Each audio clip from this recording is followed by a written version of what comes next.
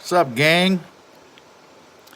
So, I'm using the ChatGPT feature on Bing, and I asked, explain in metaphor what these specs mean in an electric unicycle.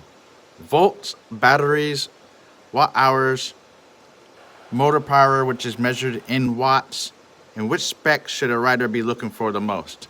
So here's the answer. Here are some possible metaphors to explain the specs of an electric unicycle. Volts are like the water pressure in the hose. The higher the voltage, the more water can flow through the hose, and the faster it can spray. Batteries' watt hours are like the size of a water tank. The higher the watt hour, the more water the tank can store and the longer it can supply to the hose. Motor power is the strength of a pump. The higher the wattage, the more water the pump can push through the hose and the force can it create.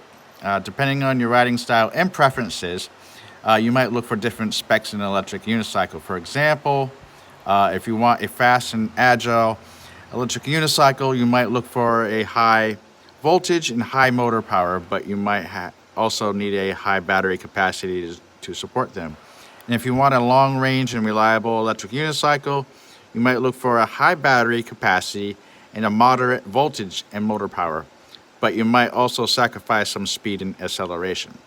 If you want a balanced and versatile electric unicycle, you might look for a combination of voltage, battery capacity, and motor power that suits your needs and budget. So here I am trying to draw this out here, okay? So volts are like the water pressure in the hose. So for me to demonstrate water pressure in a hose, I kind of put like a little sphincter here. That's kind of like when you're having water flow, you got to have something to kind of squeeze it out. Like maybe there's something up here that's putting pressure to bring the water through the hose to create some kind of pressure. Well, anyways, I just made that for an example. So this is like volts right here. It's the pressure of the water, or the watts. Batteries' watt hours are like the size of a water tank. So this is watt hours. And then you're gonna have the wattage coming through here.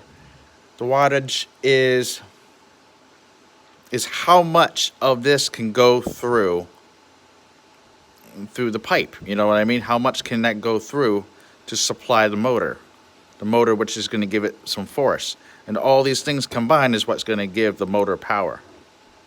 This is pretty neat.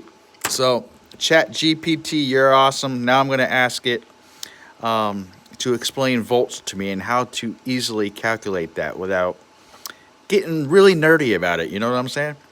Thank you. Hopefully this is helpful to everybody else. Have a good day.